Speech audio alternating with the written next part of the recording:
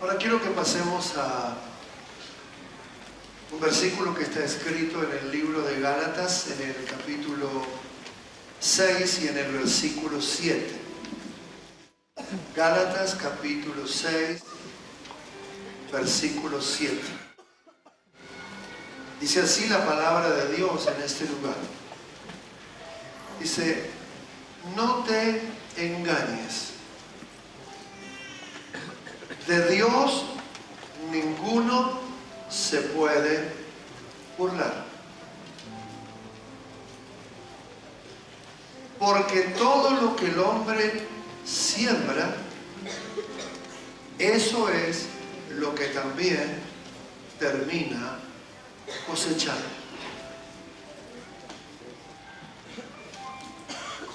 Una de las cosas que siempre me llamó la atención de este versículo es cómo comienza,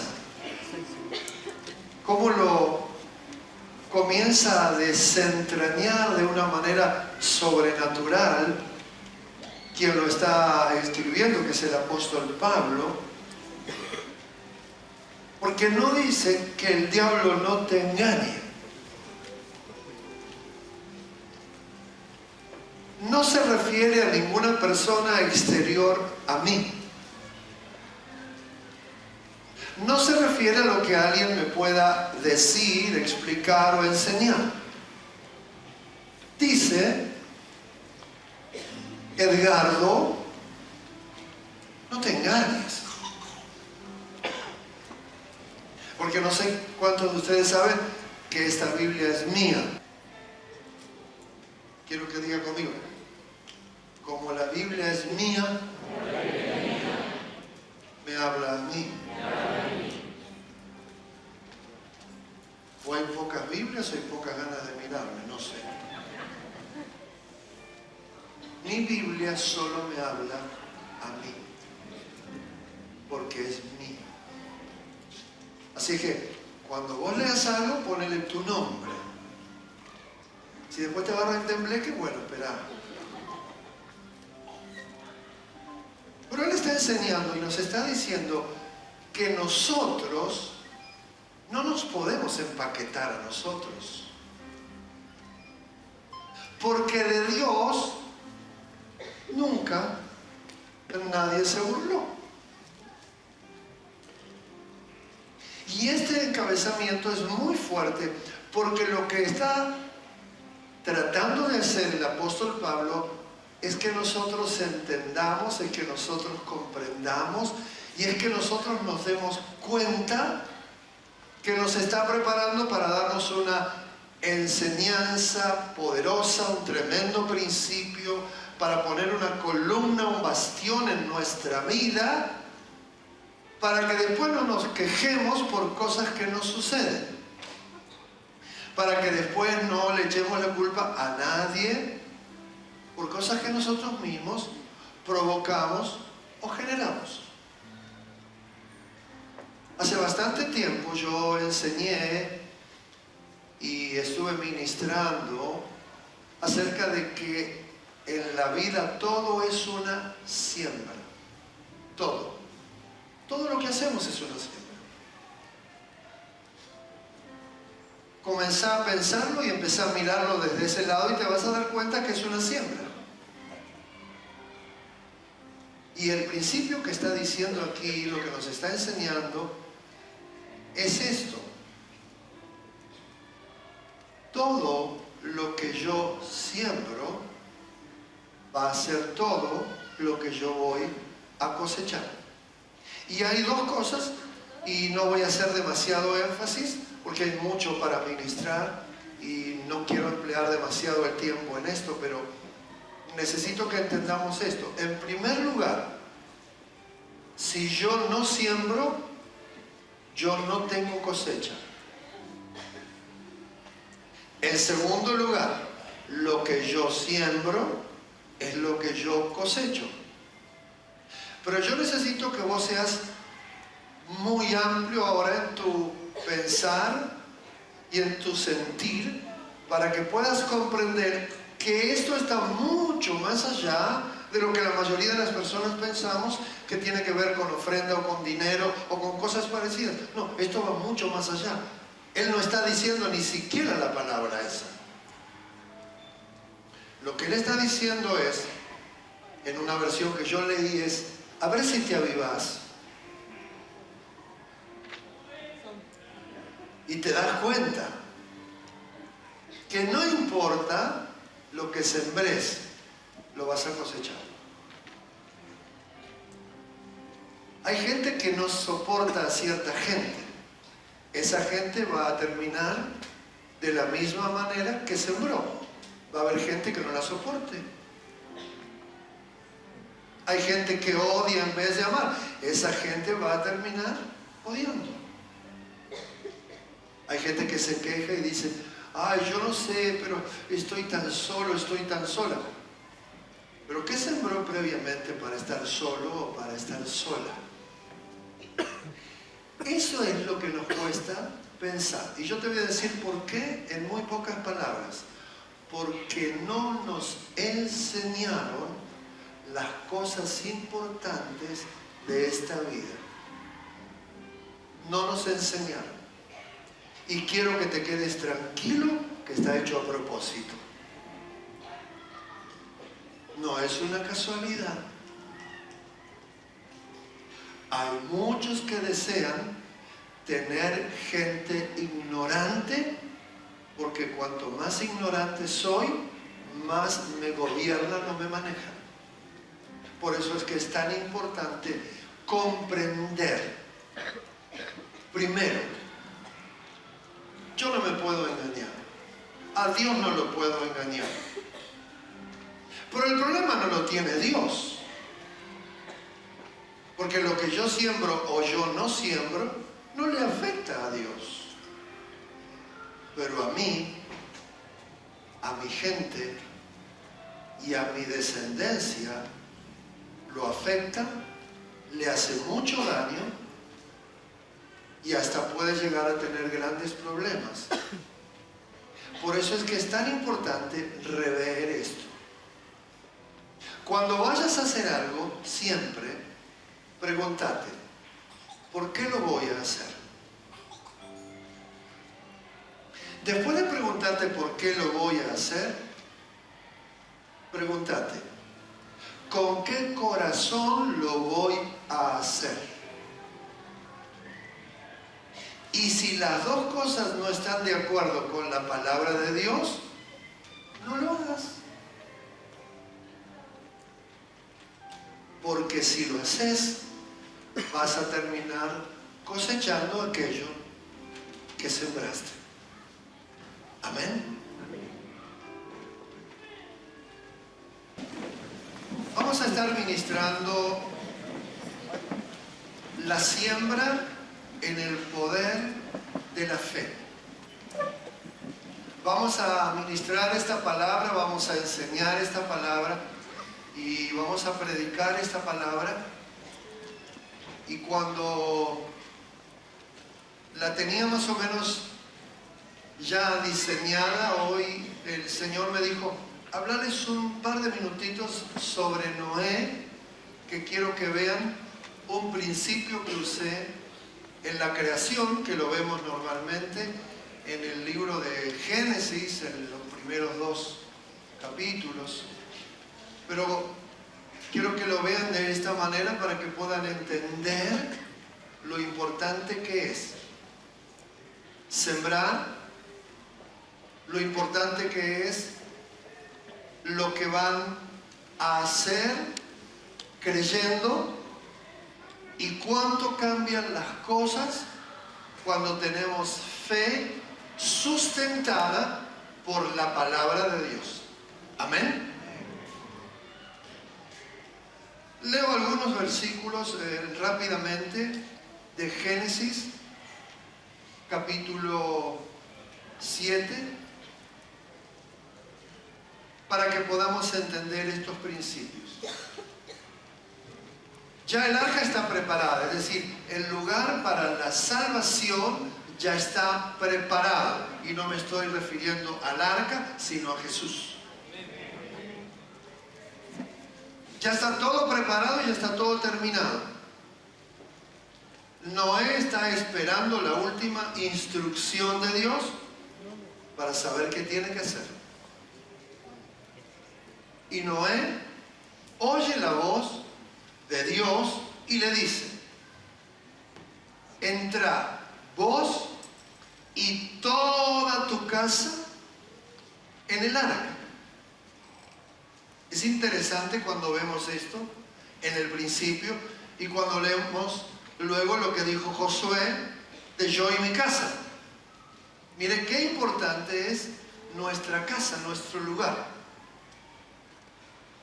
Entra vos y tu casa en el arca, porque a vos te he visto justo delante mío en esta generación. ¿Esto qué significa? Si él dice, en toda la generación solamente te vi justo a vos, lo que está diciendo es, todo el resto son injustos. Fácil. Pero quiero que prestes atención, aunque lo sabes. ¿Qué es lo que hace Dios que ingrese en el arca?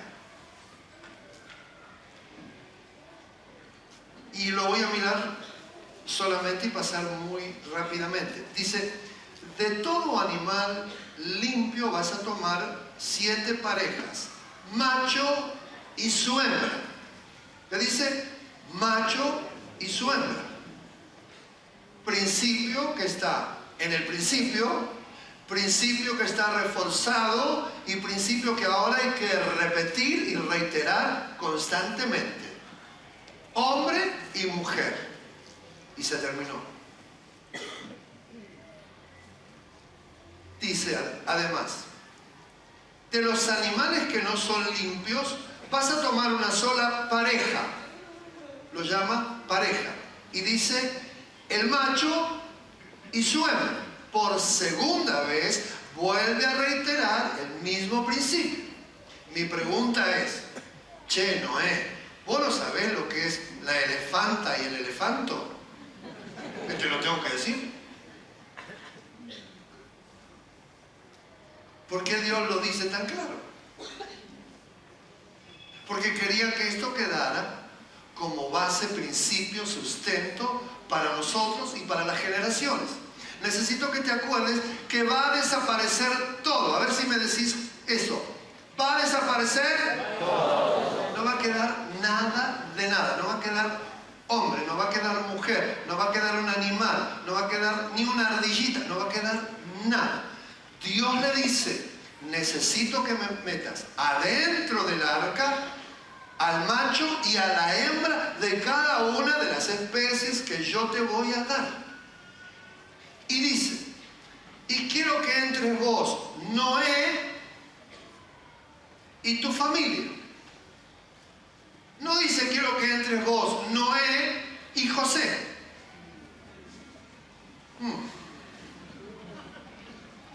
Por si no lo entendió, Y después, bueno, los animales van entrando, no le voy a contar todo eso porque usted lo sabe, lo conoce. Versículo 7. Por causa de las aguas del diluvio entró Noé al arca, él, sus hijos, su mujer y las mujeres de sus hijos. Es decir, entraron el matrimonio y los matrimonios que habían formado sus hijos. Hombre y mujer. Y necesito que lo veas dentro de esta visión de la siembra, porque es muy importante darnos cuenta que habían pasado, no sabemos exactamente qué cantidad de años, pero eran muchos. Lamentablemente, el hombre se había portado muy mal en la tierra y Dios no tenía más opción que hacer desaparecer a eso que sería, para entenderlo, la primera creación, pero toma un remanente. Un remanente es siempre un resto que queda de algo, genéricamente hablando. Cuando Dios habla de un remanente de su pueblo, dice, hay un montón de gente en mi pueblo que gracias a Dios no hay ninguno de ustedes que está haciendo cualquier cosa. Pero hay un remanente, es decir, me queda un resto con el que yo voy a edificar, voy a volver a sembrar los principios y voy a seguir mi plan, porque dice Dios, mi plan no lo altera hombre, no lo altera mujer, no lo altera diablo, mi plan se cumple, dice Jehová, Dios de los ejércitos. Aleluya. Amén. Amén. Así es que es muy importante que empecemos a entender que Dios nos sigue mostrando los mismos principios, que ahora lo voy a reafirmar con el versículo que les voy a leer para que nos quede grabado lo importante que es que haya solo una familia, una sola, que le obedezca a Dios. Porque con una sola familia obediente, Dios puede restaurar, reconstruir y hacer que todo su plan se cumpla, porque no es necesario que sean muchos, sino que sean fieles. Amén. Aunque el tiempo de la multitud viene también, de eso no lo dudes. Pero lo importante es ser justos delante de Dios. El versículo que le sigue a esto está en el libro de Gálatas y dice: no se engañen, de Dios nadie se puede burlar, porque todo lo que el hombre siembra, eso también es lo que el hombre va a cosechar. Yo no voy a hablar de este versículo ahora porque lo utilicé como introducción antes. Solo quiero que usted sí lo sume y lo agregue para que le vaya cerrando. Arca por un lado, volvemos a los principios. Los principios no se cambian, no se alteran. Volvemos ahora a la siembra. Lo que está haciendo en realidad Noé dentro de esa arca está sembrando hombre y mujer, macho y hembra, para que continúe la creación de Dios. Y me gustaría agregar algunos datos, pero ahora por razones de tiempo no lo voy a hacer. En cualquier momento sí lo vamos a estar haciendo, cuando Él envía la paloma y que la paloma viene y trae el olivo en su boca. Es decir, cómo Dios estuvo preservando de todas maneras todo lo que había creado, que lo vamos a llamar el mundo vegetal para entendernos fácilmente. Pero ahora vamos al tercero de los versículos que quiero compartirte, que está en Corintios, en una parte de la palabra que hemos visto y que hemos oído, y que yo quiero que le prestes mucha atención. Segunda de Corintios, capítulo 9, versículo 10. Dice: y el que da semilla al que siembra, y pan al que come, va a proveer. ¿Creí que alguien iba a entusiasmarse? No importa, que venga para mí la bendición. Va a proveer y va a multiplicar nuestra sementera y aumentará los frutos de nuestra justicia. Amén. Si se fija sencillamente en este versículo, y podríamos predicar de este versículo muchas horas. De hecho, estoy preparando un par de cosas que no sé cuánto me llevará, porque predicar unas cuantas horas lleva varios meses, aunque usted no lo cree. Dice: el que da semilla, y agrega, al que siembra. Y aquí hay algo que vuelvo a utilizar, que lo dije antes. No nos enseñaron y fue a propósito. Ponga cara de sorprendido, ¿eh? Wow, estoy sorprendido. Dice, el que da semilla al que siembra. Y algunos leen, el que da semilla al que se rasca. Algunos leen, el que da semilla siembra cualquiera. Algunos leen, el que da semilla y da semilla, semilla. No, dice que da semilla al qué.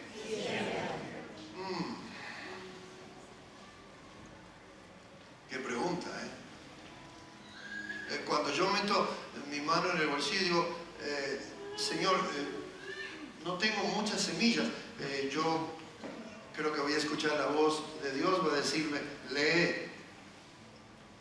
Dice la Biblia que le doy semilla al que siembra, no al que se la guarda en el bolsillo. Aleluya. ¿Está entendiendo? Y después dice, pan al que, no al que lo come. Y estas dos frases, si yo las pudiera analizar, te aseguro que te irías con una fractura del cráneo, porque nos rompe la cabeza. El pan se lo da al que come, no al que desperdicia.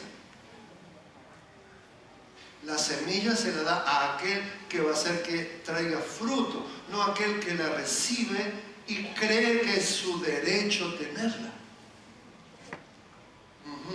Hay mucho para hablar. Pero quiero compartirte algo más para que no podamos, por lo menos, desviarnos de lo que Dios nos dijo y lo que Dios nos mostró.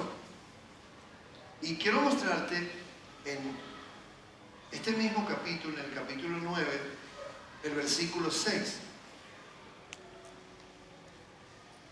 que nos va a ayudar a entender un poco más todavía lo que estamos viendo, que es la siembra en el poder de la fe. Dice así, pero esto digo, se parece tremendamente al versículo de Gálatas, pero esto digo, lo que está diciendo es, miren que viene algo importante, por eso dice eso. El que siembra de manera escasa también va a cosechar de manera escasa. Compárelo con el que leímos en Gálatas. Y agrega, pero el que siembra de manera generosa también va a cosechar. Pero Pablo no está refiriéndose solo a una cosa. Nuestro abanico a veces es muy pequeño, el de Dios es enorme y tenemos que ir descubriéndolo porque Dios quiere que aprendamos más, que sepamos más, porque no sé si lo saben, Dios está desesperado por bendecirte y está buscando cómo. Por eso nos enseña y nos da estas palabras. Yo no voy a hacer el énfasis ahora en la palabra siembra, sino en grande, mucha, generosa o pequeña, escasa, como quieras ponerle. Porque eso es lo que define nuestra vida, lo que define nuestro futuro, lo que define lo que viene, lo que define las cosas que suceden. Nosotros, en definitiva, somos los que decidimos las cosas. Y esto es maravilloso porque Dios nos dio esa capacidad. Pero ¿qué ocurre cuando yo tengo esa capacidad y no tengo el conocimiento? Primero meto una y después meto las dos. Y yo siempre le dije a Dios, Qué bueno, Dios, que no nos hiciste cuadrúpedo porque metemos las 4. Así que sea feliz, tiene 2 olas. Solamente puede meter 2 veces la pata. Algunos se la arreglan igual, ¿eh? Sí. Entonces, entendamos esto. El que siembra de manera pequeña, escasa, en el área que sea, yo lo llamo devoto de la Virgen del Codo. Lo enyesaron una vez y nunca se sacó el yeso. Entonces, usted lo mira, parece un cristiano, sí, pero en el codo tiene la Virgen, que no le permite extender la mano ni para ayudar, ni para nada. Así que, ¿cuántos devotos hay de esa Virgen aquí? Renuncian ahora y en un rato después pasan y le cortamos el yeso. Amén.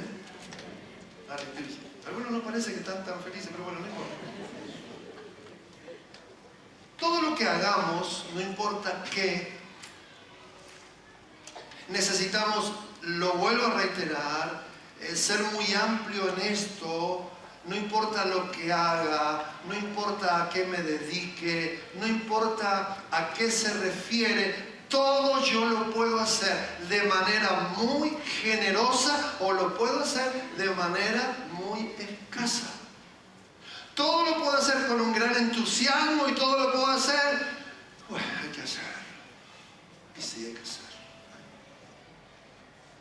Depende de nuestra actitud, depende de nosotros. Y usted se acuerda, porque creo que esa sí la aprendió, que todo siempre significa todo. No hay excepción de nada. El todo lo abarca absolutamente todas las cosas. Hay una mentalidad, y esto tiene que ver mucho con nosotros, mucho con el lugar donde nos criaron y mucho con lo que te dije que tiene que ver con el sistema, que no quiere que sepamos muchas cosas porque es mucho más fácil manejar gente con ignorancia. Entonces, hay personas que dicen, y bueno, yo ya hice esto, ¿y para qué voy a hacer más? Hay gente que no tiene la actitud de autodesafiarse a más. Bueno, y ya alcancé esto, ya levanté la pared, ¿para qué la voy a revocar? No la conoce esa gente, no importa, yo después presento algunos. Y después la revoco, la tengo encima que pintar. Y no sé qué color de pintura ponerle.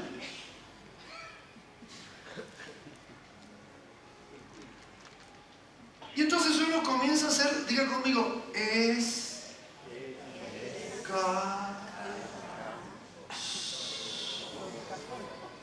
Lo dije despacito porque el escaso le escasea hasta la frase. Entonces, yo llego a la iglesia, me convertí, Dios me tocó, me transformó, fui conmovido y yo agarro y digo, ¿qué puedo hacer? Entonces viene uno de los líderes, el pastor, y alguien me desafía y dice, recorrete estas 10 cuadras, orá por esas 10 cuadras, bendecí esas 10 cuadras y después de hacer eso, volvé. Entonces uno va por la cuadra 4 y dice, y las otras 6 van a ser iguales. ¿Para qué voy a hacer 10? ¿Cómo se llama eso? Escaso. Pero hay otro que dice, me dieron 10 cuadras, pero perdóname, si yo no cuento mal, vos ya estás por la 15. Sí, porque yo hago más. Porque yo no hago nada pequeño, yo no hago nada escaso. Yo me parezco tanto a Dios que voy a lo grande, que voy a la expansión y que supero lo que me piden porque lo mío es la grandeza en todo lo que haga. Aleluya. Amén. Es decir, hay 2 formas de hacer cualquier cosa.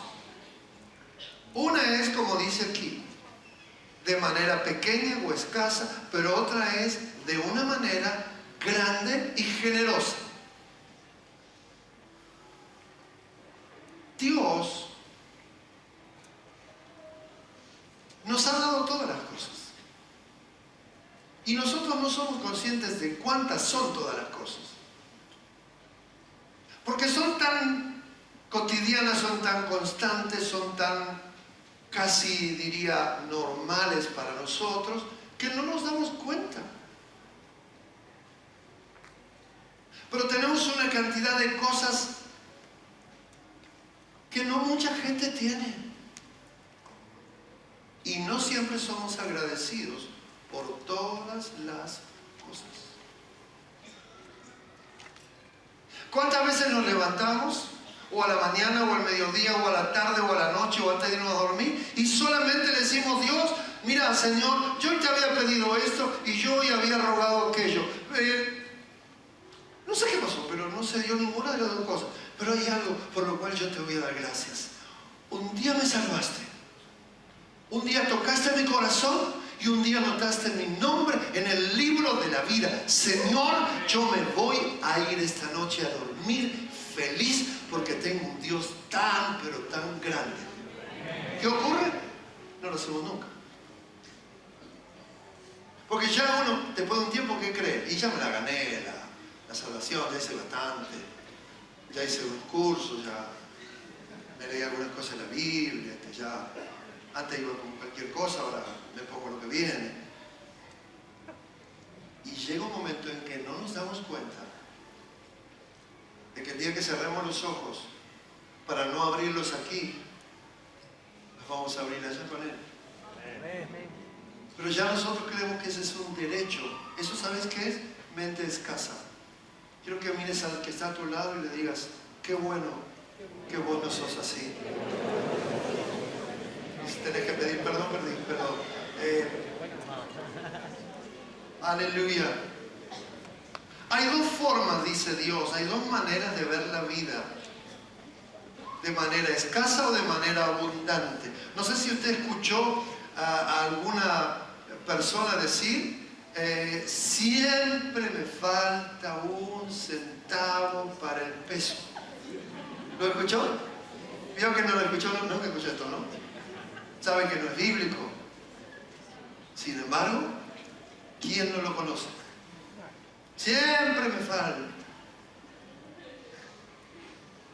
¿Cuál es la causa de que te falte? Y no que te sobre. La mentalidad escasa que nosotros mismos hemos permitido que se construya dentro de nuestra vida.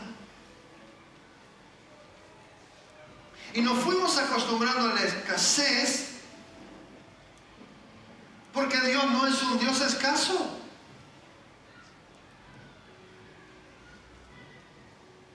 Ayer fuimos a comprar unas flores con mi esposa y era increíble ver la cantidad, el colorido, los nombres, y eso es un porcentaje insignificante al lado de lo que creó Dios.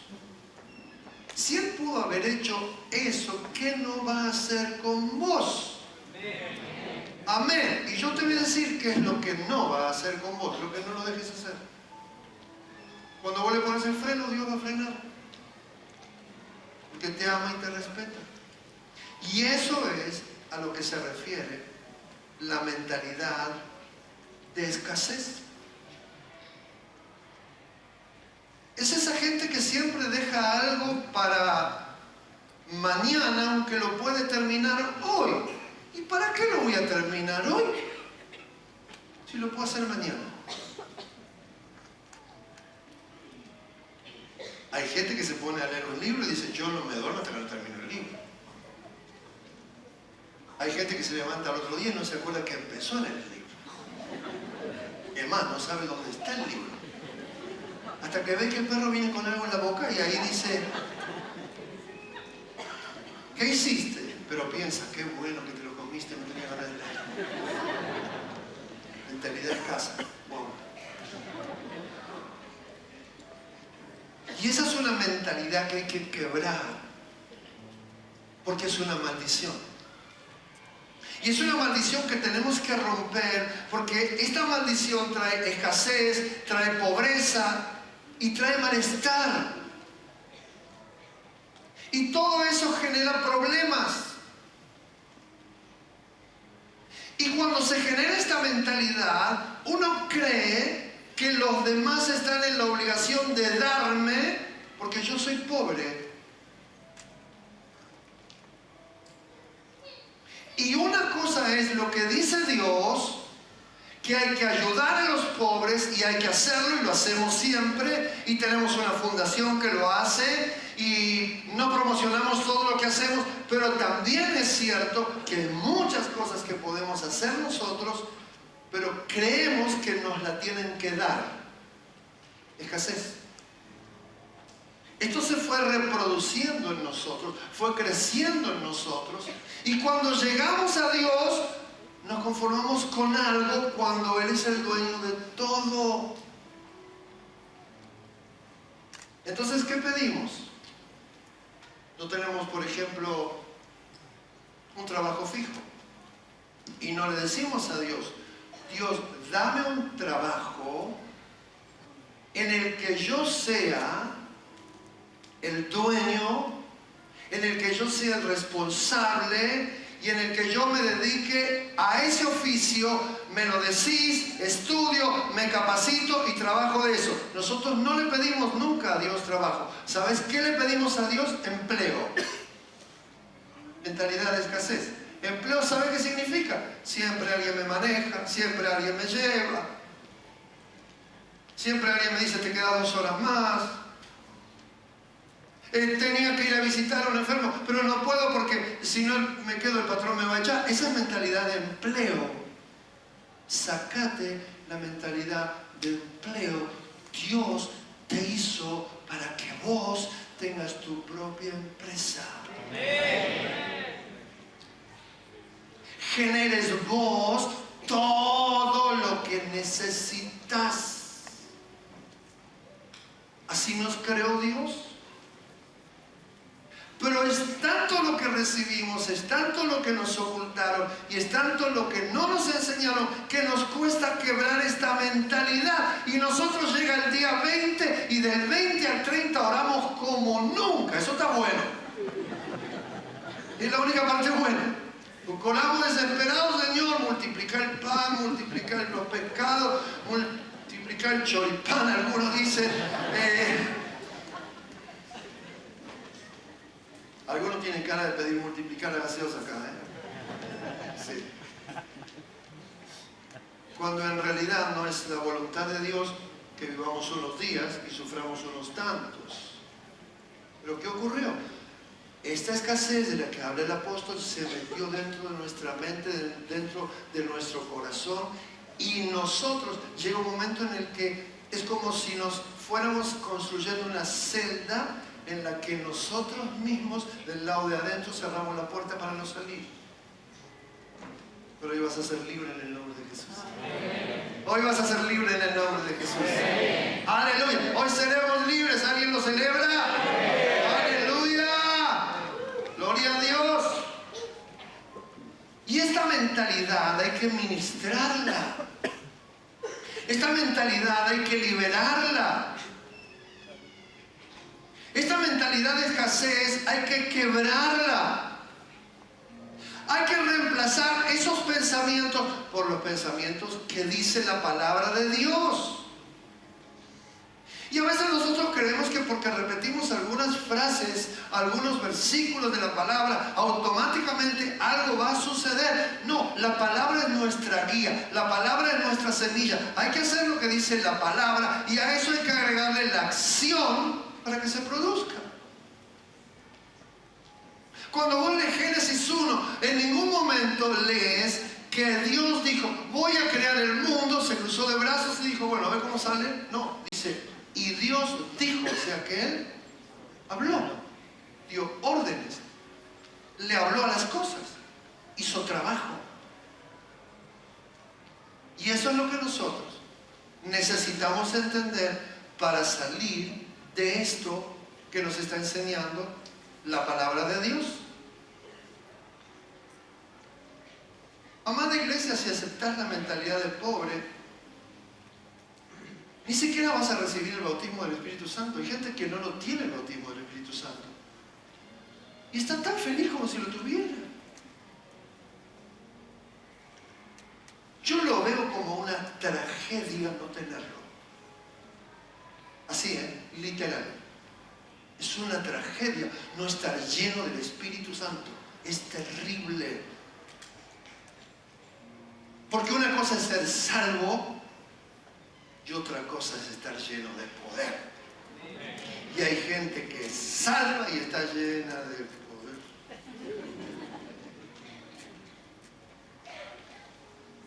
Cuando tenemos una mentalidad de casa decimos, pero ya está, ya está bien, ya soy salvo, ya está anotado mi nombre en el libro de la vida. Pero hay gente que sana y bueno, alguien lo hará. Pero hay gente que liberar y bueno, alguien tendrá esa opción. No, cabezón, lo tenés vos. Y sos vos la persona. Pero yo no hago nunca más de 2 cosas por día. Bueno, cambiar.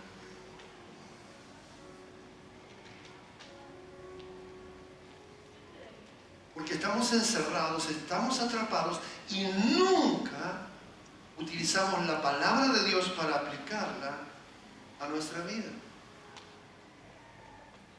La mayoría de nuestros problemas los generamos nosotros.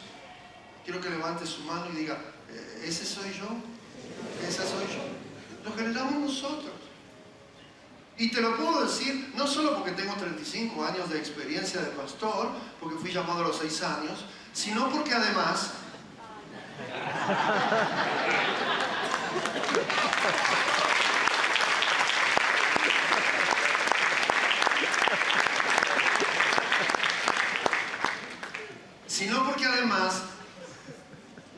a mí también me ocurren cosas.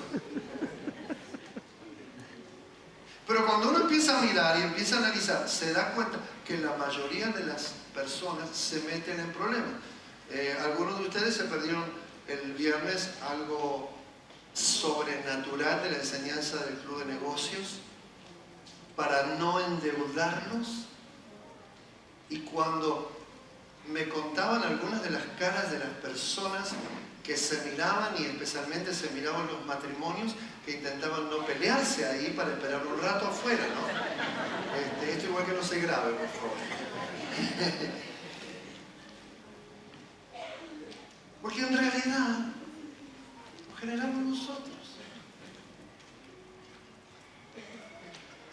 Y la Biblia nos enseña cómo no entrar en problemas, y si los tenemos, cómo solucionarlos para no esperar al otro día entrar en otro problema. ¿Sabía que hay gente que está esperando solucionar el problema de hoy y mañana se levanta más temprano y dice, ahora voy a tener otro problema, voy a buscarlo? No lo encuentro. ¿Y saben qué? Lo encuentro. Hay gente altamente disciplinada para mantenerse siempre en problemas.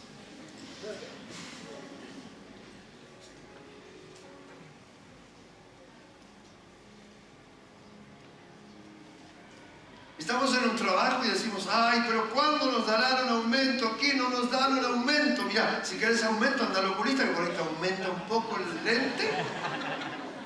Si no, comenzá a aplicar la palabra de Dios para salir de esa situación, porque eso no es lo que Dios quiere. Tendría aquí tantas cosas para decirte, pero bueno, no puedo hacerlo ahora. Pero esto sí necesito decírtelo.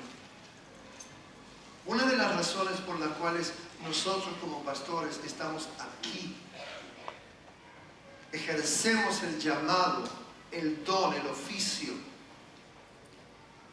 Una de las razones es porque necesitamos enseñar, compartir la palabra que nos es revelada, pero además yo tengo la obligación de sacar lo mejor que está guardado dentro tuyo y que todavía no viste.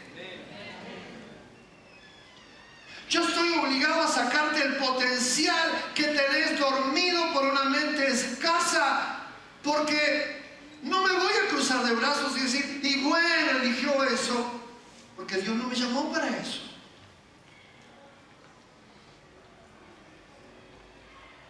Miles de soluciones tenés y vos ves cientos de problemas.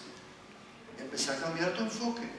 Empezá a ver soluciones y vendrán soluciones. Te quedas con problemas y verás problemas.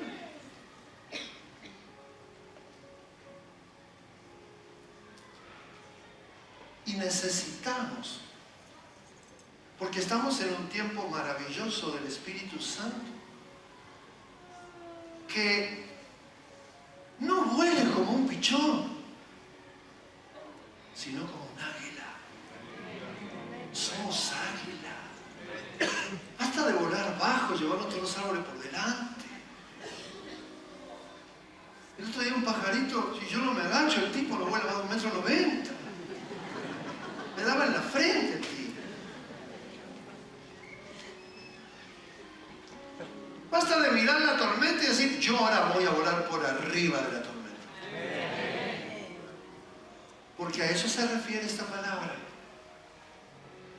Así es que rompamos, quebremos la escasez, pero la que tenemos en nuestra mente, porque entonces se empiezan a destrabar las demás cosas y cuando eso sucede, comenzamos a recibir los milagros que Dios tiene preparado para nosotros. Un cristiano no puede vivir sin milagros. ¿No lo entendiste? Algunos creen que se tiene que casar con una mujer que se llama milagro. No dije eso. Un cristiano no puede vivir si su vida no tiene constantemente milagros.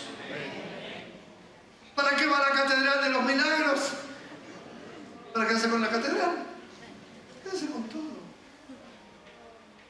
Generamos milagros por el poder del Espíritu Santo en nosotros. Pero ¿qué ocurre?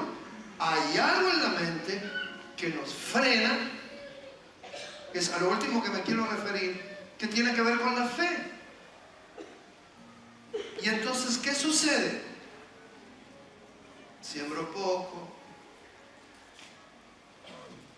me muevo como una persona que no tiene a Dios, reviso los bolsillos y lo único que hace ruido son las llaves, cuando no me las olvido, ¿no?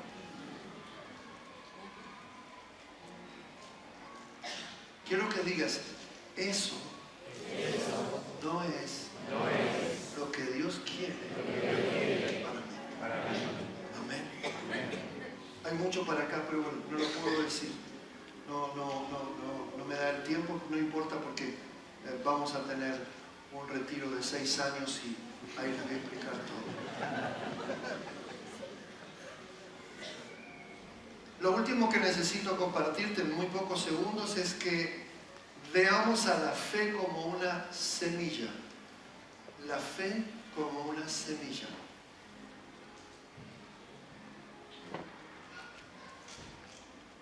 Que cambie o se agregue a nuestro concepto y a lo que dice la Biblia en la definición, que la fe también es una semilla. Quiero que digan conmigo, la fe también es una semilla. Y no voy a leer ahora, pero después búsquelo, Lucas 17, del 6 al 10, que va a ayudar a que usted comprenda esto. Dios quiere aumentar nuestra fe. Dios quiere aumentar mi fe y Dios quiere aumentar tu fe. ¿Cuántos quieren que se aumente su fe? Amén. Aprovecha, porque en un país de inflación hay que aprovechar todo. Señor, si hay inflación, yo quiero inflación para mi fe. Que se duplique, que se triplique, que se cotice en la bolsa. Y no que ande con cara de hecho bolsa. La fe es una semilla. Y los discípulos le pidieron muy pocas cosas a Jesús. Pero una de las que le pidieron es, Jesús, aumentanos la fe.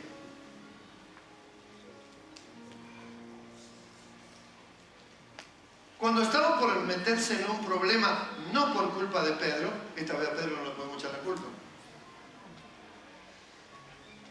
Jesús le dice a Pedro, mira Pedro, el diablo me pidió que le dé permiso para darte una zaranda.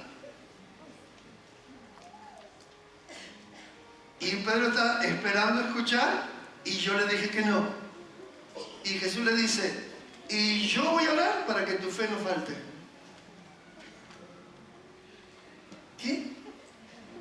O sea, que vos no me vas a hacer zafar de esto. No, Pedro, te voy a hacer fuerte, porque voy a orar para que aumente tu fe, y al que vas a echar sos vos al diablo, que yo ya lo eché y estoy cansado de echarlo. Ahora quiero que mi iglesia lo empiece a echar.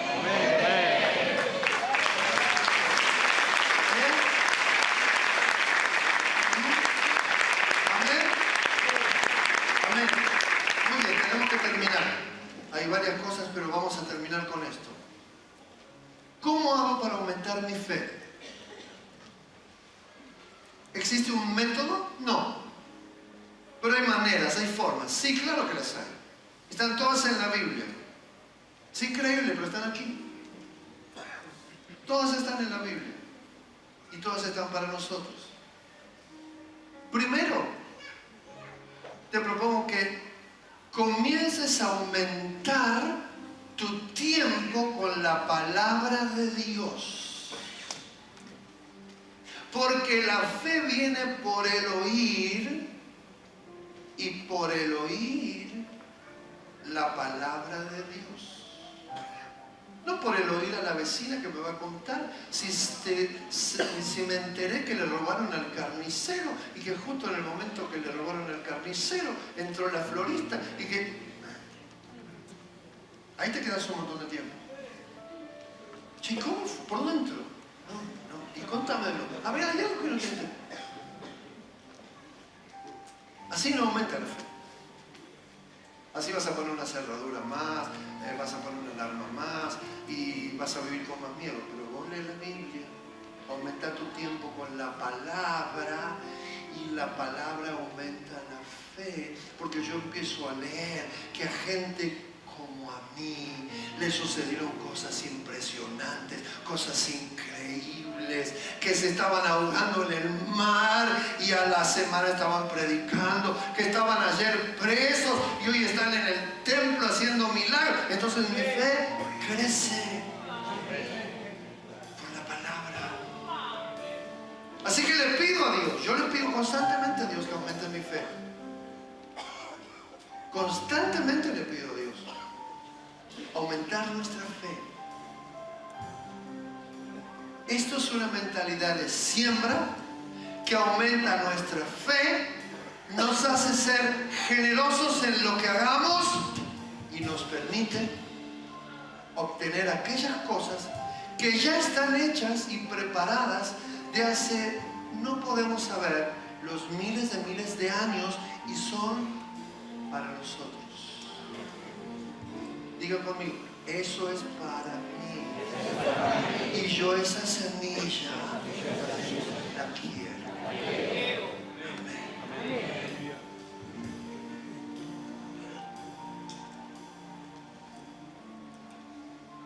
Esta palabra fiel y verdadera transforma vidas.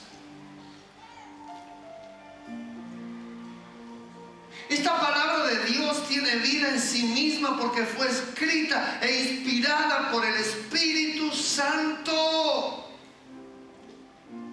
Es la única que me cambia mis pensamientos. Es la única que me modela para que sea distinto. Es la única que no me tira abajo cuando yo ya estoy con el bajón. Es la única que me permite ver que en tiempos difíciles conoceré una faceta de Dios que no conocí en los tiempos simples. Y no es que me gusten los tiempos difíciles, pero usted sabe que esto es una rueda y la rueda se abre. La mayoría de nosotros no conocimos a Dios cuando veníamos en levantada. Conocimos a Dios cuando veníamos cuesta abajo en la rodada.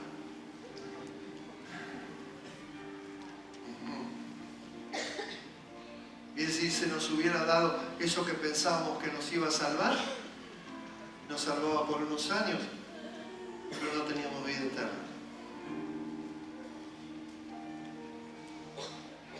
Lo que vi como la mayor crisis de mi vida fue mi salvación, porque lo busqué a Dios y le dije: si existís, yo te quiero conocer y quiero saber de verdad quién sos.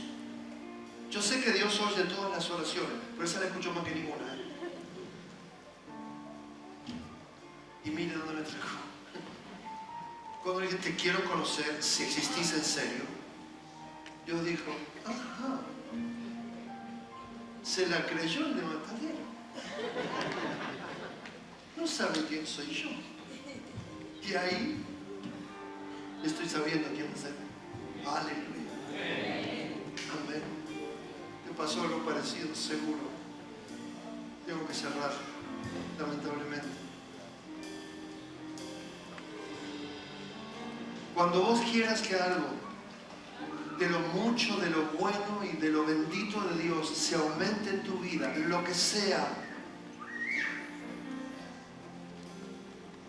se llame fe, como hablamos, se llame salud, se llame finanzas.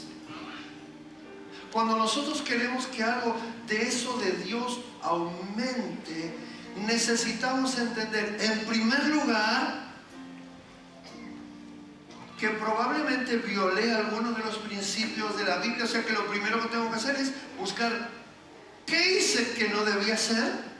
Me arrepiento, arreglo mis cuentas con Dios, vuelvo yo a cero y digo: Dios, ya no sé cuántas veces te lo dije, pero te lo vuelvo a decir, ¿volvemos a empezar?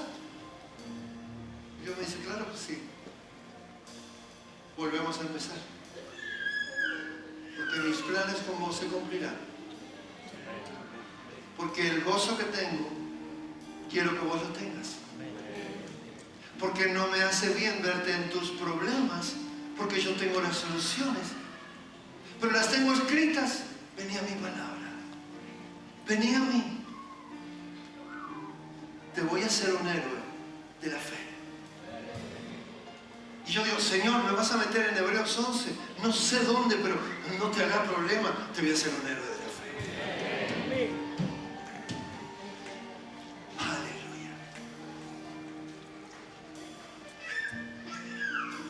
Y cuando nosotros comprendemos esto y lo hacemos, nos damos cuenta que la fe viene junto con la verdad, que la verdad viene junto con la obediencia, y que construimos un cimiento fuerte donde Dios pueda decir: como tu fe está aumentada, ahora te puedo dar esto porque no te vas a apartar de mí, porque es tan grande esta bendición que si te la daba antes, corría el riesgo de perderte. Ahora te la puedo dar porque hiciste un cimiento fuerte, porque estás bien parado, porque no importa lo que te dé, sea en dones, sea en cosas materiales, ahora te lo puedo dar porque no me vas a negar, vas a testificar de mí.